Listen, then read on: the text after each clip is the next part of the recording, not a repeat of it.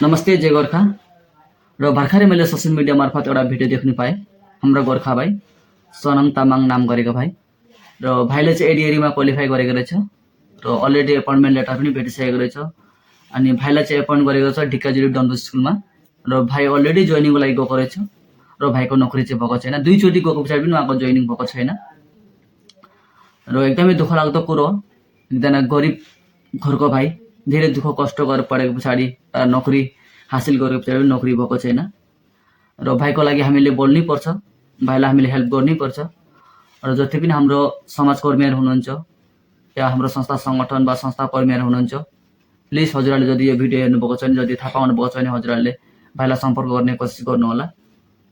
र म पनि सकेसम्म भाइलाई हेल्प गर्ने कोसिस गर्छु। अलिक टाढोको व्यक्ति हुँ र कुनै ढिक्काजुलीको छेउको वा मिसामारी साइडको कसै पनि संस्था सङ्गठन गर्ने भाइ वा संस्था कर्मीहरू जति यो भिडियो हेर्नुभएको छ भने भाइलाई सम्पर्क गर्नुहोला।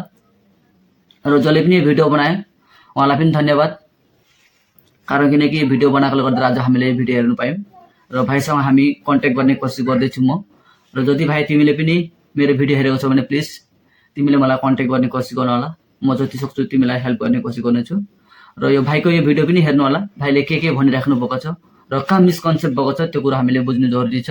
জানুৱাৰীতে নিযুক্তি পত্ৰ লাভ কৰাৰ পিছত দুবাৰকৈ স্কুলখনত উপস্থিত হোৱাৰ পিছতো সুমং তামামে চাকৰি যোগদান কৰিবলৈ নোৱাৰিলে।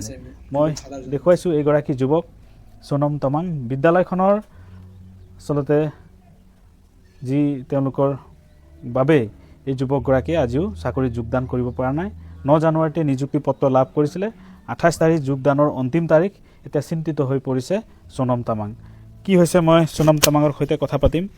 কেতিয়া তুমি এপইণ্টমেণ্ট লেটাৰ পালা? হয়, মই এপইণ্টমেণ্ট লেটাৰ 9 জানুৱাৰী তাৰিখে পাইছোঁ, কিন্তু এতিয়ালৈকে যোগদান কৰিব পৰা নাই। হয়, এতিয়ালৈকে যোগদান কৰিব পৰা নাই। ক'ত দিছিলে তোমাক?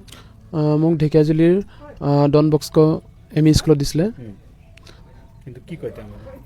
তেখেতসকলে কৈছে যে আমাৰ ইয়াতে চৰকাৰৰ ফালৰ পৰা অহা কোনো এপইণ্টমেণ্ট আমি গ্ৰহণ নকৰোঁ। আমাৰ ইয়াতে খ্ৰীষ্টান মিছনেৰী কমিটিৰ ফালৰ পৰা আমাৰ ইয়াত জইনিং দিয়া হয় আৰু এপইণ্টমেণ্ট আমি নিযুক্তি দিওঁ বুলি কৈছে।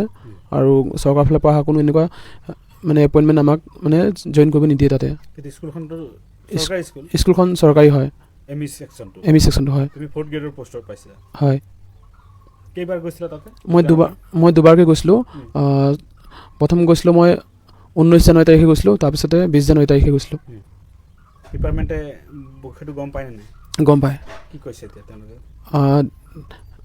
ডি আই ছাৰৰ ওচৰলৈ গৈছিলোঁ, তেখেতসকলে তাতে মানে এপ্লিকেশ্যন লিখি দিছিলে। তাৰপিছত মই ছাৰৰ ওচৰলৈ গৈছিলোঁ, তাত ছাৰে যোনজন সেইখন স্কুলৰ মানে হেডমাষ্টাৰ হয় তেখেতক মানে ছাৰে ফোন কৰি কিনে কৈছিলে যে মোক এপইণ্টমেণ্টটো দিব লাগে, এনেকুৱা এজন ল'ৰা আছে তেখেতক মানে জইনিং দিব লাগে বুলি কৈছিলে। তাৰপিছতে কোৱাৰ পিছতো মোক জইনিং দিয়া নাই। নেক্সট দিনাখন মই গ'লোঁ, তাতে যোৱাৰ পিছতে মোক আকৌ জইনিং নিদিলে, আকৌ উভতাই পঠালে। তোমাৰ এতিয়া শেষ তাৰিখ কেতিয়া আছে জইনিঙৰ? শেষ তাৰিখটো হৈছে 28 জানুৱাৰী।